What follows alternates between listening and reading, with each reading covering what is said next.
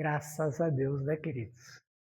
Graças a Deus, a oportunidade de todos nós estarmos aqui em busca de entendimento, de compreensão dos ensinamentos de Jesus através da doutrina espírita, que realmente vivifica tudo aquilo que foi falado há um pouquinho mais de 2000 anos atrás.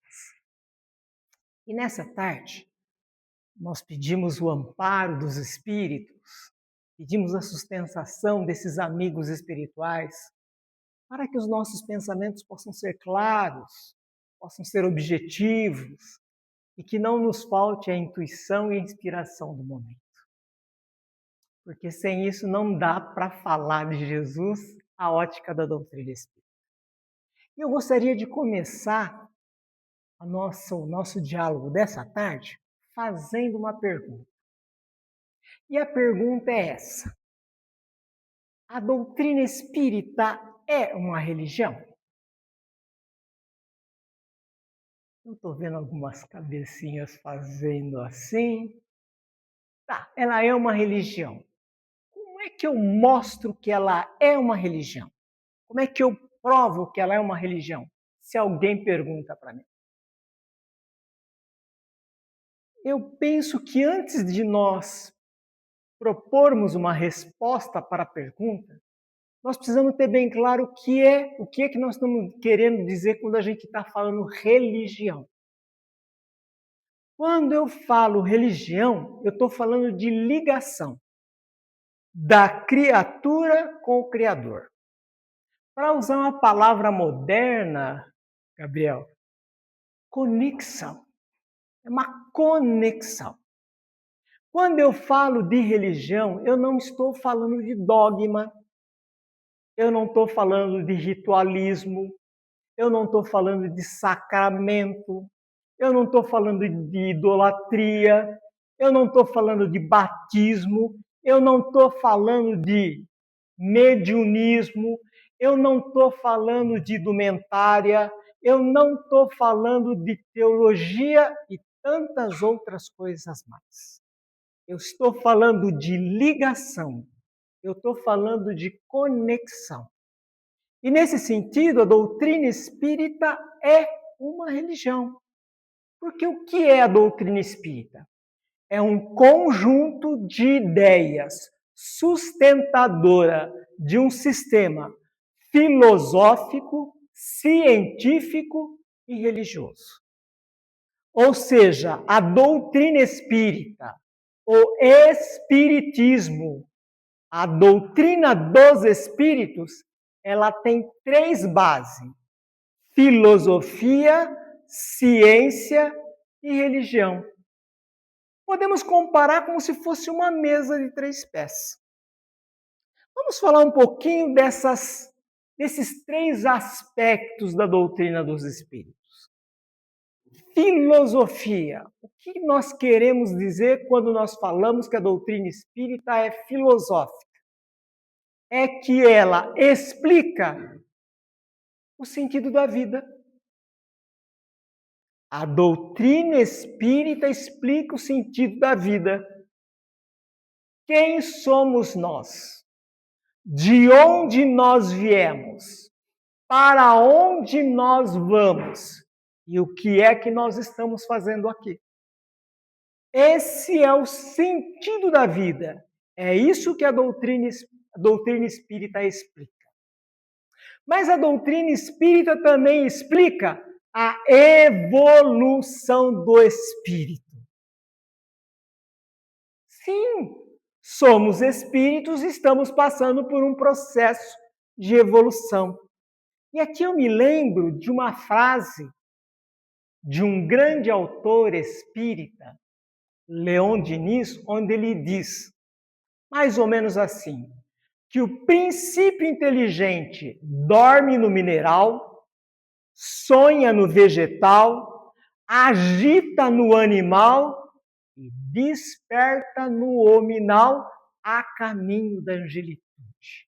Olha que definição de Leon Denis do processo evolutivo do espírito.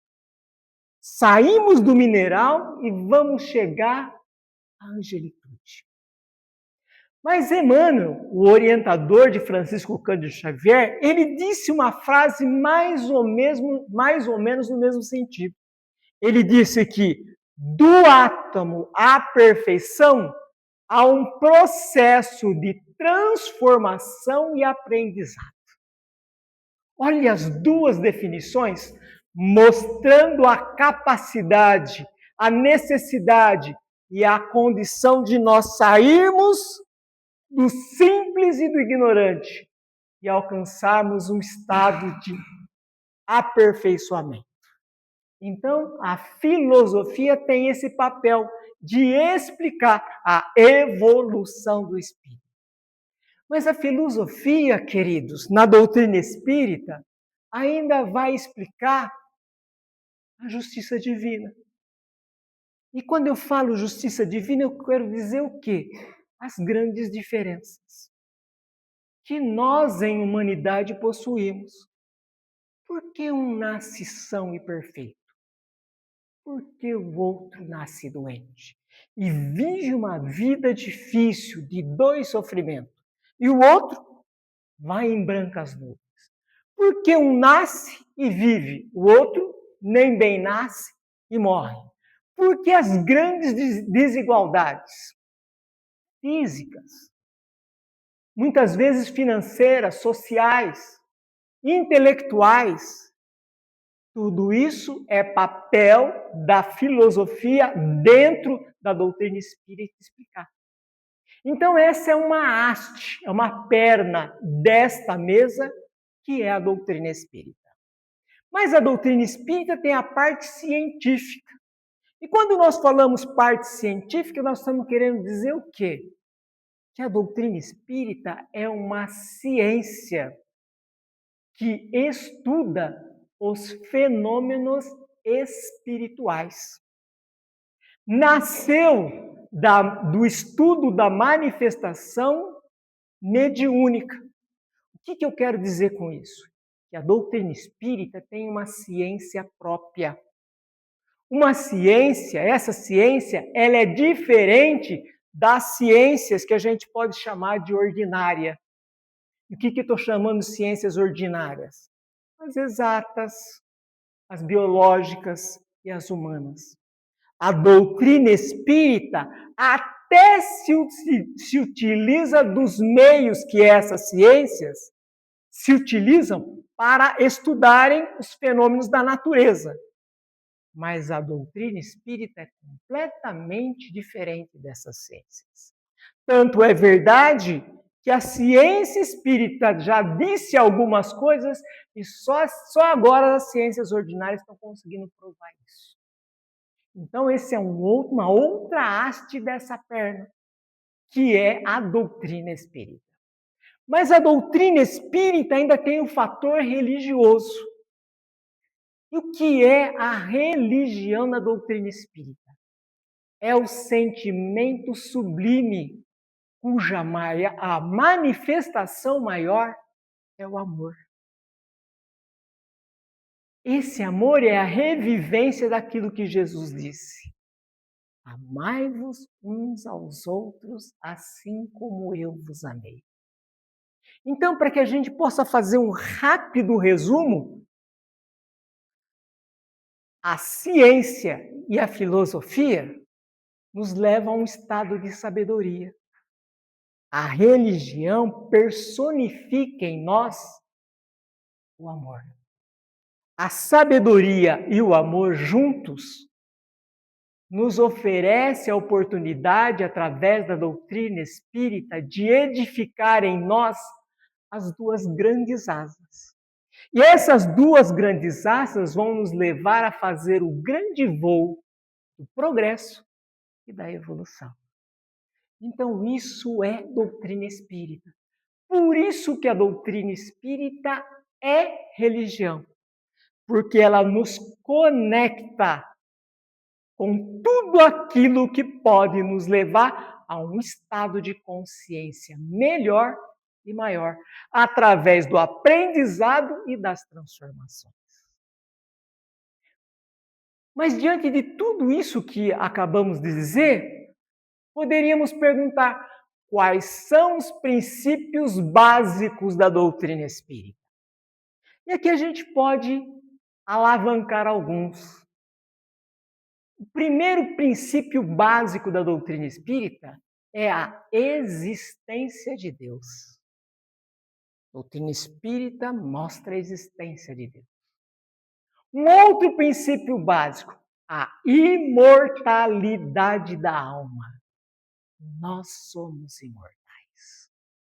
Um outro postulado básico, a reencarnação. Ou seja, nós vamos e nós voltamos. A reencarnação.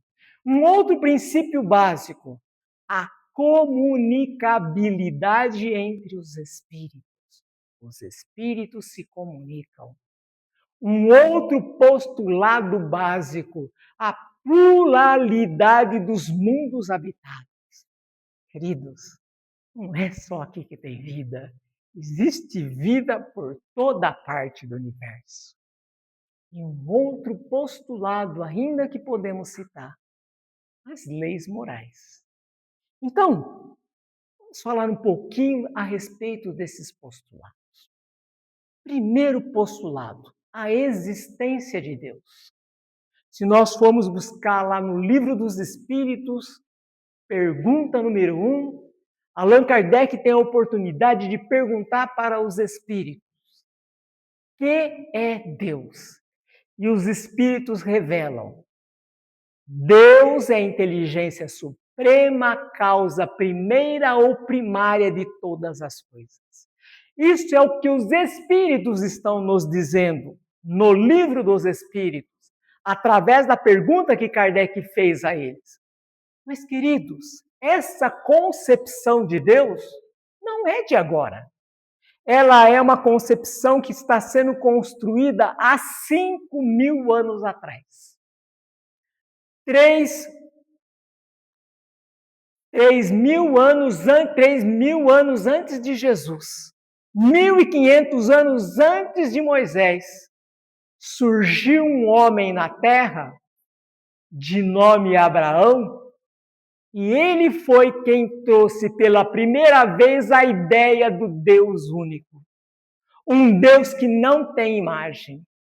Passado 1.500 anos, Moisés, na primeira revelação, o grande legislador hebreu, ele confirma essa ideia de 1.500 anos atrás com Abraão.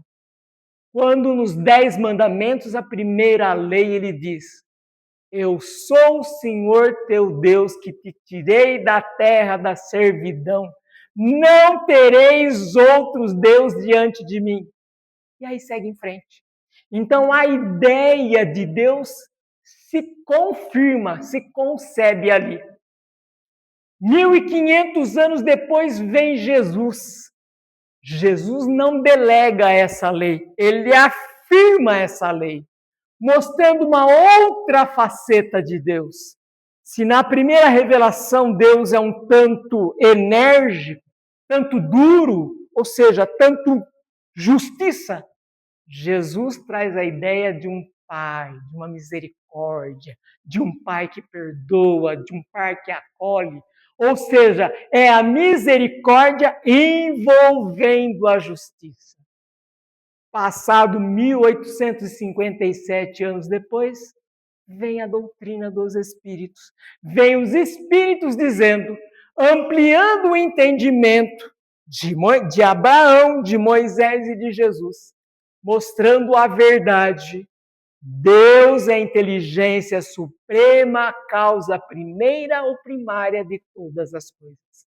Então, essa concepção que os espíritos trazem para nós, na primeira pergunta do Livro dos Espíritos, está sendo construída ao longo dos séculos.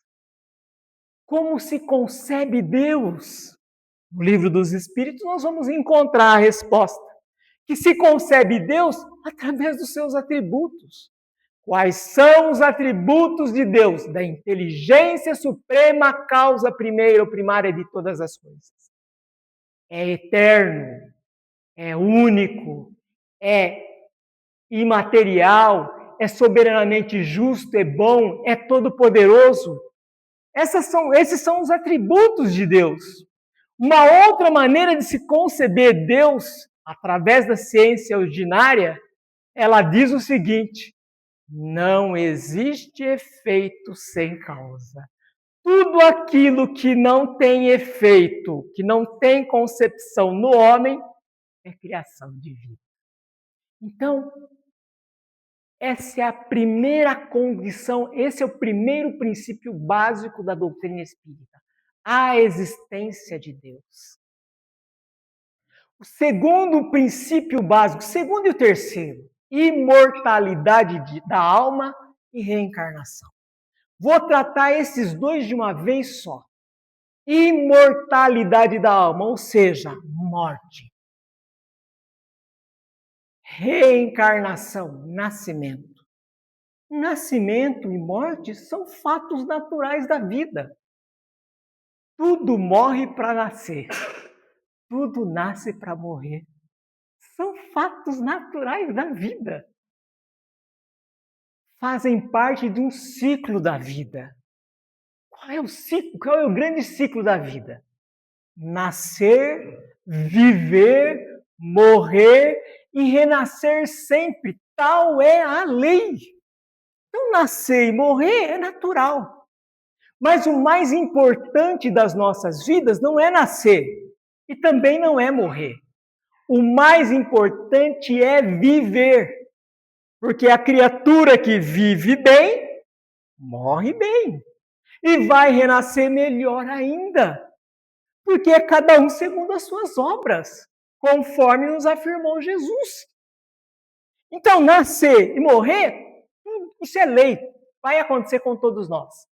Mas saber viver esse espaço entre o nascer e morrer, que é o papel de cada um de nós. Porque vivendo bem, vamos morrer bem e vamos renascer melhores ainda. Mas os princípios básicos da doutrina dos espíritos continuam. E nos chama a atenção o próximo, que é a comunicabilidade entre os espíritos. Nós, encarnados, nós não nos comunicamos. Os desencarnados também se comunicam entre si. Por que os encarnados e os desencarnados não podem se comunicar? Se comunicam, queridos, através da mediunidade. Nesse exato momento, quem não garante que não está tendo uma comunicação espiritual? O pensamento espiritual intui o pensamento do encarnado e a boca do encarnado fala. Mas todos nós que já frequentamos essa casa, não temos dúvida desse princípio básico. Quem já adentrou aquela sala, a sala das macas, que já deitou na maca, e quando o médium se aproximou, através da boca do médium, um espírito, um médico fala: "Tá tudo bem, filho? Algum problema? Qual que é a situação, querido?" E aí nós falamos. Nós estamos falando com quem? Com um espírito. Através da mediunidade. O espírito usando a médium, falando com a gente, e nós falando com o espírito. Então, a comunicabilidade existe por toda parte. É uma realidade. E isso dá aval para o nascimento, para a reencarnação e para o desencarne. Então fica claro, fica comprovado a comunicabilidade entre os espíritos. Mas o próximo postulado nos fala da pluralidade dos mundos habitados. E aqui eu só quero fazer um exercício de razão. E gostaria que os meus amigos me acompanhassem nesse exercício. Vamos pensar no nosso sistema solar. É o Sol mais 8 planetas. A ciências ordinária diz que o nosso Sol não é nem um Sol grande, nem um Sol pequeno. um Sol médio. Tem Sol maiores e tem sóis menores que o nosso. O nosso planeta, o planeta Terra, é um planeta médio. Não é um planeta grande, porque existem planetas muito maiores que o nosso, mas também existem outros planetas muito menores que o nosso. É um planeta médio. Então, esse é o nosso sistema solar. O Sol e mais 8 planetas. Mas esse conjunto, esse sistema, está dentro de um outro sistema, que nós chamamos de galáxia. Em particular, a nossa galáxia tem o nome de Via Láctea. A ciência ordinária diz que a nossa galáxia ela tem aproximadamente de 100 a 400 bilhões de sistemas solares, iguais, menores ou maiores que o nosso. De 100 a 400 bilhões. Não tem ideia do que seja 1 bilhão? 1 bilhão é um número 1 com 11 zeros atrás. A nossa galáxia Via Láctea tem 400 bilhões de sistemas como o nosso. Olha que coisa grande. Não dá nem para a gente imaginar direito, né? Mas a ciência ordinária consegue visualizar além da nossa galáxia. Veja que nós estamos só num exercício de razão, viu, queridos? Não estamos levando nem em conta o que os espíritos disseram. Para além da nossa galáxia, a ciência ordinária já deduz que o cosmos ele tem aproximadamente 2 trilhões de galáxias, como a nossa. Maiores e menores. Eu já me perdi em termos de número, né? 2 trilhões. 1 trilhão, queridos, é 1 com 12 zeros atrás. Agora vamos parar para pensar. Quantos sistemas solares deve ter em 2 trilhões de galáxias? Imaginável, né? Não dá para imaginar. Então agora nós vamos fazer algumas perguntas. Vamos pensar nesse cosmos conhecido de 2 trilhões de galáxias. O que representa a nossa galáxia? Para não dizer que não é nada, vamos pensar que é uma ilha. Um exercício pedagógico. Vamos pensar que é uma ilha. Então, diante desse cosmos conhecido de 2 trilhões, a nossa galáxia é uma ilha. Vamos pensar nesses 2 trilhões de cosmos conhecido, o que seria o nosso sistema solar? Um grão de areia. Um grão de areia. Proporcional, né? Tá. Então, é um grão de areia. Pensando nessa infinidade que a gente não consegue imaginar do cosmos conhecido, o que seria o nosso planeta? Menos um grão de areia? A pergunta que eu faço em nome de Jesus. Por que que Deus, que é a inteligência suprema, causa primeira ou primária de todas as coisas, só pôs vida nesse menos que um grão de areia? E tudo mais criou para nada? Sem objetivo? Só esse exercício de razão, queridos, já nos dá a ideia que existe vida por toda parte. A pluralidade dos mundos é real, é verdadeira. Se nós que somos muito menos não gostamos de fazer coisas sem sentido, imagina o Criador. Deus, queridos, é a unidade na diversidade. O fato de nós termos a vida no nosso planeta Terra estabelecida desse jeito, não significa que nos demais mundos vai ser da mesma forma. Olha a nossa diversidade aqui. Um homem negro, homens brancos, né? Uns com cabelo, outros sem cabelos, mulheres mais idosas, mulheres mais jovens, homens mais idosos, tudo diferente, mas é tudo ser humano. Assim também funciona a vida no cosmos. Assim também funciona a vida no universo. Mas um outro princípio básico da doutrina espírita: as leis morais. Aí, os Espíritos, no livro dos Espíritos, nos revelaram 11 leis morais. Vai natural, liberdade, sociedade, trabalho, progresso, e tantas outras leis.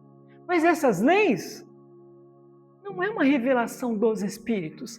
Elas foram constituídas na primeira revelação com Moisés, os 10 mandamentos, que veio se adaptando e hoje se transformou naquilo que os Espíritos dizem. Se lá nós tínhamos a justiça, Jesus traz a misericórdia, a doutrina espírita dá a verdade, configurando todas essas leis para impulsionar o progresso e a evolução de toda a criação. Então, para encerrar a nossa fala dessa tarde, eu poderia dizer para os meus amigos: doutrina espírita é religião, é a religião da esperança. Doutrina espírita é a religião do consolo. Mas, acima de tudo, a doutrina espírita é a religião da responsabilidade. E para terminar nossa fala, gostaria de copiar Jesus Cristo, quando ele disse: conhecereis a verdade e a verdade vos fará livre.